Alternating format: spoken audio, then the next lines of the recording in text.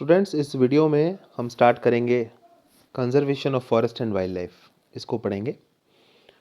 Having become aware of the effects of deforestation, Paheli and Boojho are worried. They go to professor Ahmad and ask him how forests and wild life can be saved. तो जैसा कि पिछले video में हम लोगों ने discuss किया था, जब पहेली और बूझो को ये पता चला कि डिफॉरेस्टेशन जो होता है इसके काफ़ी प्रभाव हमारे जो नेचर है उस पर पड़ते हैं, बायोडाइवर्सिटी या लिविंग ऑर्गेनिजम्स पर पड़ते हैं, तो वो चिंता में आ गए और उन्होंने प्रोफेसर अहमद से जाकर के पूछा कि कैसे फॉरेस्ट को और वाइल्ड लाइफ को हम बचा सकते हैं। तो प्रोफेसर अहमद ने इसको समझाने के लिए एक विजिट यानी एक यात्रा प्लान की, जिसमें उन्होंने पहेली और बूझो को और उनके साथियों को यानी उनके क्लासमेट्स को कहा कि आप हमारे साथ एक यात्रा पर चलिए, एक ट्रिप पर चलिए, एक बायोस्फीयर रिजर्व में हम लोग जाएंगे। ठीक है ना। तो सबसे पहले समझ लेते हैं बायोस्फीयर क्या होता है। बायोस्फीयर धरती का वह पार्ट है जहाँ पर लिविंग ऑर्गेनिजम्स रहते हैं और जहाँ पर आपको लाइफ मिलेगी, है ना, जहाँ पर लिविंग ऑर्गेनिजम्स रहते हैं और लाइफ एग्जिस्ट करती है, that is called as biosphere. Biological diversity को हम बायोडाइवर्सिटी भी कहते हैं। तो ये टर्म मैंने अभी थोड़ी देर पहले लिया था, तो आपके समझ में आया होगा बायोलॉजिकल डाइवर्सिटी। बायोलॉजिकल डाइवर्सिटी का मतलब होता है अलग अलग काइंड्स के, डिफरेंट काइंड्स के लिविंग ऑर्गेनिजम्स। ठीक है ना। तो biological diversity means different kinds of living organisms which are found on earth.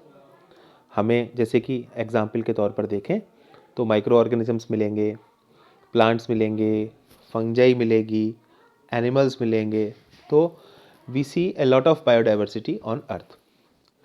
A lot of variety of organisms exist on earth, and we also see that these organisms are interrelated, यानी ये organisms आपस में related हैं और environment के साथ भी ये related हैं, यानी environment के different components का इस्तेमाल करते हैं।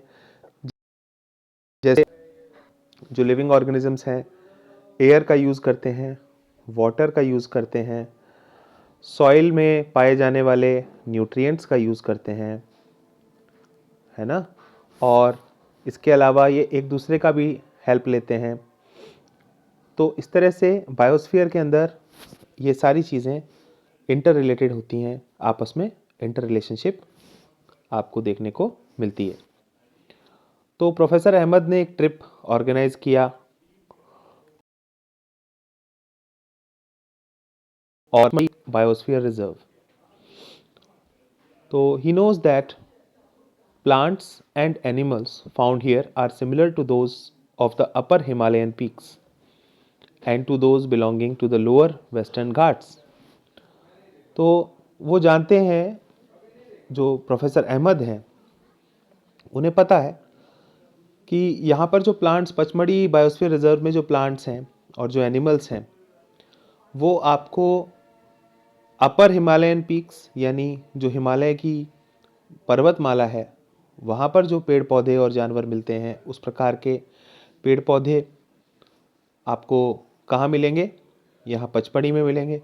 और एनिमल्स कहाँ के मिलेंगे आपको, लोअर वेस्टर्न घाट्स, यानी वेस्टर्न घाट जो है वो कर्नाटक महाराष्ट्र के जो जंगल हैं उनको हम बोलते हैं लोअर वेस्टर्न घाट्स। तो उन रेन फॉरेस्ट्स को या उन जंगलों को अगर आप देखें तो वहाँ पर जो एनिमल्स मिलते हैं वैसे ही एनिमल आपको देखने को कहाँ मिलेंगे, पचमढ़ी बायोस्फीयर रिजर्व में मिलेंगे।